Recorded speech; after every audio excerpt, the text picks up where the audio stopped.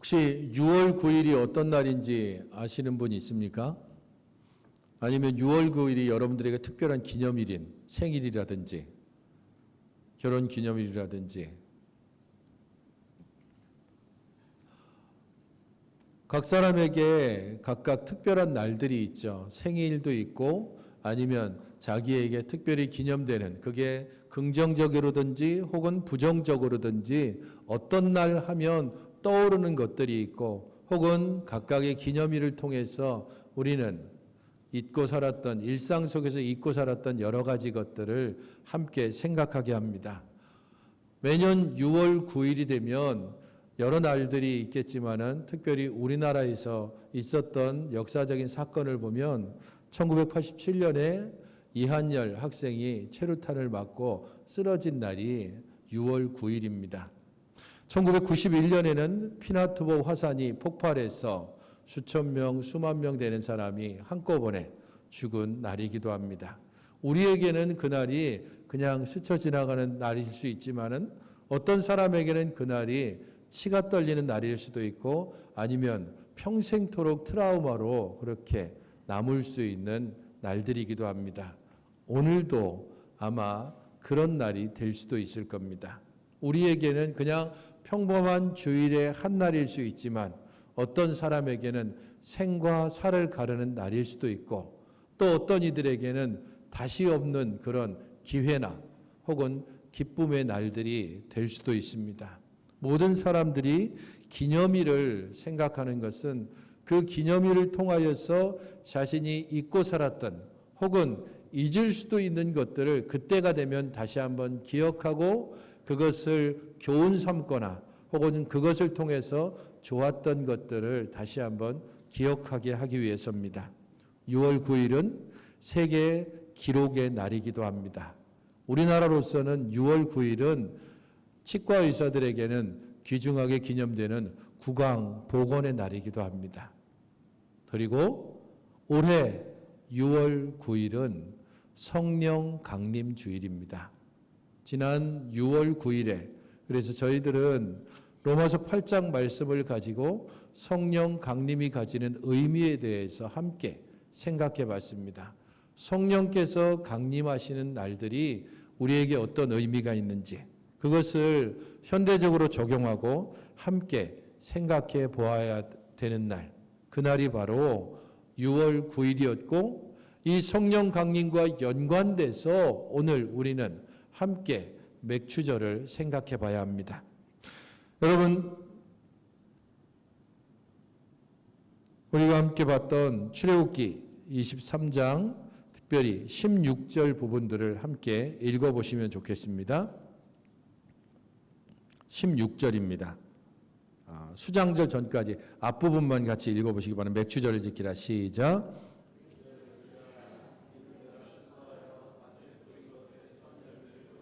예, 맥추절을 지키라라고 말씀하고 있습니다. 세 가지 절기에 대해서 이야기하고 있는데 6월절, 맥추절, 수장절 세 가지를 말씀하고 있습니다. 유대인들의 가장 중요한 세 가지 절기입니다. 그리고 이 세 가지 절기, 그것은 각각의 의미가 있습니다. 한번 이 부분들을 같이 보시면 좋겠습니다. 6월절과 맥추절과 수장절 각각의 이름들이 있죠. 6월절은 누룩을 넣지 않는 떡을 먹는다라고 해서 무교절이고요. 맥추절은 6월절로부터 50일이 지난 날이다라고 해서 오순절이라고 합니다. 수장절은 또한 초막을 짓고 광야 생활을 기념했기 때문에 초막절이라기도 합니다. 이 세 가지 절기가 가지는 의미, 그 다음으로 한번 좀 보여주세요. 각각의 의미들이 있게 되는데 혹시 글씨가 작아서 보입니까? 네. 6월절은 그 시기적으로 3월에서 4월 초쯤 되고요. 맥추절은 6월절부터 50일이 지난 때이기 때문에 그에 따라서 유동적이긴 하지만 보통 6월에서 7월 정도가 됩니다. 수장절은 보통 9월에서 10월 정도 그 시기가 있고 각각의 의미로는 애굽에서의 해방, 첫 곡식의 추수감사, 그리고 광야 생활에 대한 감사와 마지막 추수에 대한 그 풍성함을 감사하는 날들이 세 가지 절기입니다. 구약에서의 이런 의미들이 있지만 단순히 구약의 의미만을 가지고 있다면 우리가 굳이 2000년 전에 유대인들이 지켰던 절기, 그것을 굳이 지금 우리도 지킬 이유가 아무것도 없습니다. 왜냐하면 우리가 지키는 추석을 일본 사람들이 지킬 이유가 없잖아요. 우리가 지키는 설날을 영국 사람들이 지킵니까? 그들에게 있어서 명절이 있지만 그 명절을 우리가 지키지 않는 것처럼 유대인들이 지켰던 명절을 우리가 굳이 지킬 이유가 있는가? 그것은 신약적으로 이 명절이 가지는 의미가 있기 때문입니다. 그리고 신약적으로 유대인들의 이 세 절기는 그리스도를 통해서 완성되었습니다. 유월절을 먼저 생각해 보십시오. 유월절은 우리가 유월절 어린 양 대신 예수 그리스도를 통하여 유월절의 의미가 완성되었습니다. 그럼 맥추절, 우리가 오늘 함께 지키게 되는 맥추절은 어떻게 신약과 연결되는가? 그것은 6월 9일 날 우리가 지켰던 성령 강림주일, 오순절에 성령께서 강림하신 것을 통하여 맥추절의 의미가 완성되었습니다. 그리고 수장절, 이것은 아직까지 완성되지 않았습니다. 왜냐하면 이 수장절은 마지막 예수 그리스도의 재림을 통해서 완성되기 때문입니다. 세 가지 절기 중에 유월절과 맥추절은 그리스도를 통해서 완성되었기 때문에 우리가 유월절을 지키지 않는 것처럼 굳이 맥추절을 지킬 이유가 없습니다. 그럼에도 불구하고 우리 한국교회는 여전히 7월 첫째 주일을 맥추절로 함께 지키고 있습니다. 이 맥추절의 구약적인 의미가 무엇인지 함께 먼저 보게 되면 우리가 조금 전에 읽은 것처럼 수고하여 밭에 뿌린 것의 첫 열매를 거두는 것, 거기에 대해서 우리가 함께 의미를 찾아볼 수 있습니다. 한 해 첫 곡식을 거두어 드리고 거기로부터 시작되는 절기, 그래서 초실절로부터 맥추절까지 50일이 실제적으로 맥추절의 절기입니다. 첫 열매를 거둬들이고 그 열매를 흔들어서 드리는 요제로, 그래서 그날을 초실절이라고 해서 맥추절이 이 초실절부터 시작됩니다. 아까 우리가 읽었던 민수기를 보게 되면 16장 9절에는 7주를 셀지니 곡식의 낫을 되는 첫날부터 7주를 세라라고 말하고 있습니다. 곡식을 수확하는 초실절부터 7주간 그날이 맥추절이 되는 것이고, 이 50일이 되어지는 날에는 모든 추수물들 가운데 제일 좋은 것, 그것을 곱게 빻아서 거기에 떡을 만듭니다. 그리고 그 떡을 하나님께 감사함으로 드리는 절기가 맥추절입니다. 근데 문제는 모든 하나님께 드리는 곡식 제사, 그것을 소제라고 하는데 이 곡식 제사에는 반드시 금해야 하는 것이 있습니다. 곧 모든 소제에는 누룩을 넣지 않습니다. 그런데 유일하게 맥추절에 드리는 소제의 떡에는 누룩을 넣게 됩니다. 첫 곡식을 수확하고 그리고 이 곡식을 다 수확하고 마지막에 드리는 맥추절의 떡, 거기에 유일하게 누룩을 넣어서 드리는 것. 왜 거기에 누룩을 굳이 넣어서 드리는가? 그것을 신약적으로 바라봐야 됩니다. 같이 한번 읽어보시면 좋겠습니다. 마태복음 13장 33절입니다. 시작.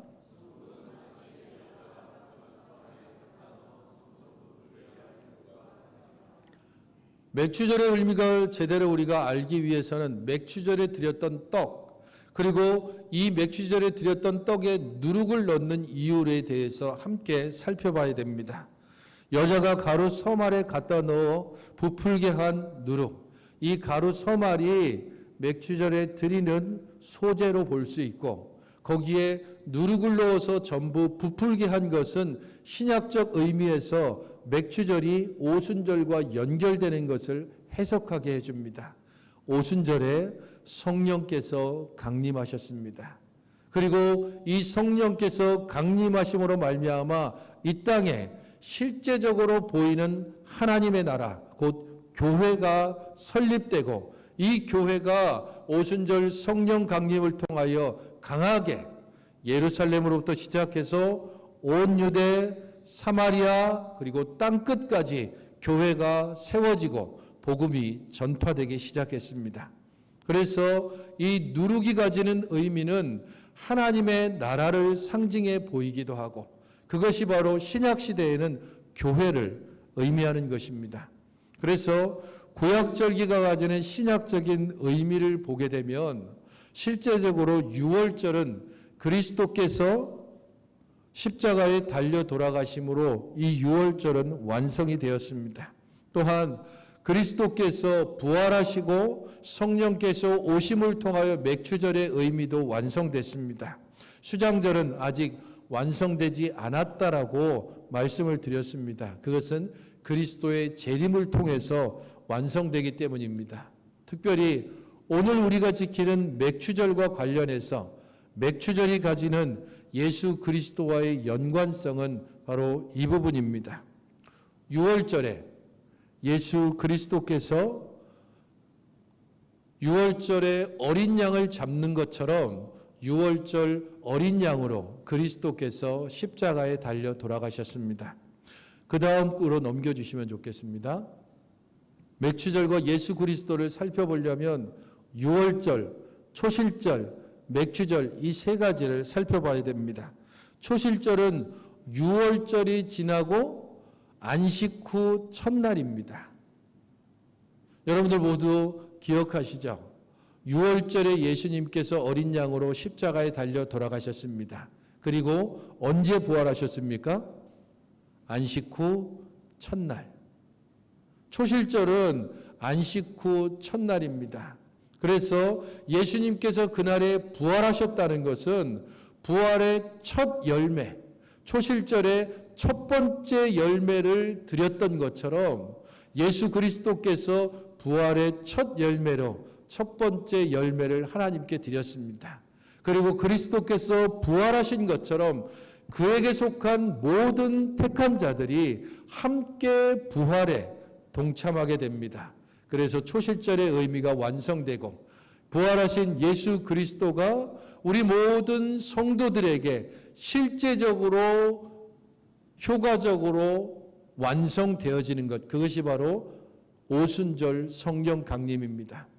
이전에 우리가 소요리 문답을 통해서 계속해서 배웠던 것처럼 성령의 역할이 무엇인가, 성령께서는 우리에게 어떤 역할을 하시는가, 그것은 그리스도께서 하신 일, 곧 그리스도의 죽으심, 그리스도의 부활, 그리스도의 영광, 그 모든 것들을 성령께서 우리에게 효과적으로 접목시키신다는 겁니다. 하늘에 계시는 그리스도가 땅에 있는 우리에게 성령님을 통하여 연결시켜 주시는 날, 그날이 바로 오순절 성령 강림입니다. 그러므로 우리가 지금 맥추절을 지키는 것은 오순절 성령 강림을 통하여 완성된 것을 어찌 보면 다시 되돌리는 것과 같습니다. 그런 면에서 구약의 맥추절은 이미 폐지됐고 더 이상 우리가 지킬 필요가 없습니다. 그러면 그렇게 그냥 끝나야 되는가? 이제 맥추절은 오순절 성령 강림으로 완성됐기 때문에 더 이상 맥추절로 지키지 말고 성령 강림절로만 지키고 맥추절로 지키는 게 어떤 사람들이 비꼬아서 말하는 것처럼 교회가 부활절에 헌금 한번 걷어드리고 맥추절 감사헌금 한번 걷어드리고 추수감사절 헌금해서 그래서 좀 더 많은 헌금을 성도들로부터 받기 위해서 이미 폐지된 맥추절을 지키고 맥추절 감사헌금을 하라고 그렇게 헌금 봉투를 주보에 끼워 넣는가? 그런 의미로 우리가 맥추절을 지키는가? 민수기를, 신명기 부분들을 여러분 같이 이제는 살펴보시기 바랍니다. 신명기 아까 봤던 부분입니다. 10절과 11절을 같이 한번 읽어보시기 바랍니다. 신명기 16장 10절 11절입니다. 시작. 7절을 지키되 내 하나님 여호와께서 내게 복을 주신 대로 내 힘을 헤아려 자원하는 예물을 드리고 너와 내 자녀와 노비와 내 성중에 있는 레위인과 및 너희 중에 있는 객과 고아와 과부가 함께 내 하나님 여호와께서 자기의 이름을 두시려고 택하신 곳에서 내 하나님 여호와 앞에서 즐거워할지니라. 맥추절을 지키는 구체적인 의미에 대하여서 신명기에서 다시 한번 보다 자세하게 풀이해서 말하고 있습니다. 하나님께서 너희에게 풍성한 것을 주셨다. 하나님께서 너에게 그러면 그 복을 주신 대로 네가 잘 헤아려서 자원하여 예물을 드려라. 그게 맥추절을 주신 의미다. 그런데 이 예물을 주신 목적이 무엇인가? 너희들이 이 예물을 하나님 앞에 드리는 의미, 목적, 그것이 무엇인가? 11절에 있는 대로 먼저는 하나님이 주신 복으로 네가 살고 너의 가족들이 풍성하게 기쁨으로 누려야 한다. 네 가족과 네 자녀와 노비와 그래서 너와 함께 거하는 사람들이 하나님이 주신 복을 누려라. 그리고 내게 주신 복으로 누구와 함께 해야 하는가? 내 성중에 있는 레위인들, 곧 맥추절이 돼도 아무런 추수할 것이 없는 하나님께 기업을 받지 못한 오직 하나님을 섬기는 것으로 기업을 삼는 레위인과 내 성중에 있는 나그네, 곧 객, 이방인, 단기적으로 머물든지 장기적으로 머물든지 유대인이 아닌 그래서 항상 그 신분이 불안한 나그네, 그 사람과 함께 나누고 또한 어떤 이들과 나눠야 하는가? 고아와 과부와 함께 즐거워할지니라라고 말씀하고 있습니다. 하나님께서 맥추절을 통하여 우리에게 기념하게 하시고 기억하게 하신 것은 이것입니다. 하나님이 너에게 풍성한 복을 주셨다. 이 복으로 너희들이 살고 이 복으로 너희들의 이웃을 돌아보며 살펴보아야 한다는 것입니다. 맥추절에 우리가 하나님 앞에 예물을 드리는 의미는 하나님 내게 풍성한 것으로 주셔서 감사합니다라고 하는 의미가 첫 번째고 또한 이 예물을 통하여서 우리의 가난한 이웃들을 돌아보고 섬기도록 하는 것이 맥추절 예물의 두 번째 의미입니다. 이것을 잘 알 수 있는 것은 우리가 함께 살펴본 출애굽기 23장에 읽었던 그 앞부분을 보면 잘 알 수 있습니다. 출애굽기를 여러분 다시 한번 보시겠습니까? 23장 1절부터 13절의 내용을 보게 되면 혹시 여러분들 성경에 이렇게 요약한 제목들이 있으면 23장 1절부터 12절은 어떤 제목이 붙어 있습니까? 여러분들 가지고 있는 성경에 공평에 관한 법이라고 요약되어 있을 겁니다. 제목이.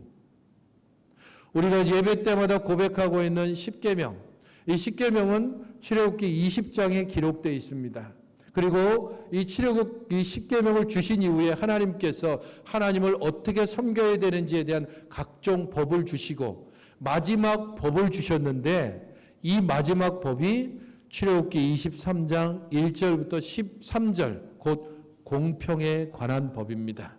가난한 자들을 어떻게 섬기고 너희들에 있는 약한 자들에 대하여서 어떻게 재판하고 그들의 억울한 것들을 어떻게 풀어줘야 되고 이 땅이 곧 하나님께서 다스리시는 너희 이스라엘 백성에는 하나님의 공평의 법이 온전히 실현되어져야 된다.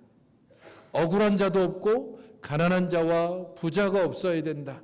너희들에게 주신 모든 은혜를 따라서 온전하게 다스려지고 온전하게 통치되어야 한다. 그리고 그것을 무엇을 통해서 실현해야 하는가? 그게 바로 14절부터 17절에 있는 절기를 통해서 실현하는 것입니다. 유월절을 통해, 맥추절을 통해, 수장절을 통해 하나님께서 너희에게 주신 것, 유월절에는 어린 양을 잡고 이 어린 양의 수를 가족들이 부족하면 이웃들과 함께 앞에서 모든 이스라엘 백성들이 유월절에 함께 어린 양을 먹는 것을 통해 함께 유월절, 무교절 떡을 나누는 것을 통해서 가난한 이웃들을 돌아봐야 하고, 맥주절에는 너희들에게 주신 이 첫 번째 수확을 가난한 자들, 고아와 과부와 객과 레위인들과 함께 예물을 드려 나누어야 되고, 수장절에는 하나님이 마지막에 주신 이 추수를 함께 7일 동안 즐거워하면서 성중에 있는 모든 고아와 과부, 레위인, 나그네들, 그들에게 너희들에게 주신 풍성한 것을 나누라. 그게 바로 공평하게 하는 것이고, 그게 바로 내가 너희들을 택한 이유고, 그것을 통하여 너희들에게 하나님이 다스리는 나라를 어떤 나라인지를 보여주게 하려는 것. 그것이 하나님의 뜻이고 하나님이 절기를 주신 유일한 목적이 되는 것입니다. 사랑하는 성도 여러분, 맥주절은 유월절의 본래 의미가 완성되고, 맥주절은 예수 그리스도를 통하여 이루신 그 부활과 영광스러움이 오순절 성령 강림으로 완성된 것처럼, 유대인들이 지키는 것처럼 맥주절을 우리가 굳이 지킬 이유가 없습니다. 그럼에도 불구하고 우리가 여전히 맥주절을 지켜야 한다면 그것은 가난한 이웃들을 돌보기 위하여, 우리가 함께 그냥 우리 자신들 먹고 살기 위해서 살아왔던 날들을 이 맥주절에는 가난한 이웃들을 돌아보고 우리 주변에 있는 연약한 자들이 누가 있는지를 돌아보는 날로 삼아서 우리에게 주신 것들의 얼마를 주께 드리고 그것을 온전하게 가난한 이웃들을 위해서 사용되어지도록 해야 할 것입니다. 올해는 이 맥주절 감사헌금을 그냥 경상비에서 우리가 함께 사용하지만 올해 말이 되면 내년 예산을 세울 때에 함께 서로 같이 협력하고 고민해 봐서 내년 맥주절 감사헌금만큼은 가난한 이웃들을 위해서, 우리 주변의 연약한 자들을 위해서 미리 누구에게 줄까 할 것을 아예 선정하고, 그렇게 우리가 맥주절 감사헌금을 함께 모으고 그곳에 사용할 수 있다면 우리가 맥주절을 지키는 본디의 의미를 제대로 살릴 수 있을 것입니다. 그러므로 성도 여러분, 이 맥주절 감사헌금을 드릴 때에 하나님께서 내게 주신 것이 무엇인지를 감사함으로 헤아리고, 또한 우리의 가난한 이웃들을 위하여 이 예물이 온전히 쓰여질 수 있도록 교회가 그리고 재정부가 지혜롭게 해달라고 또 함께 기도해야 할 것입니다. 하나님이 우리에게 주신 바 이러한 각각의 절기들, 이 절기를 통하여 하나님이 우리에게 기억하고 기념하라고 하신 것들을 바르게 알고 주가 주신 은혜를 헤아려 이 맥주절에 우리에게 주신 은혜와 이 은혜를 누리지 못하는 우리의 이웃들을 함께 생각하며 보내는 맥주 감사절이 되시기를 주님의 이름으로 축원드립니다.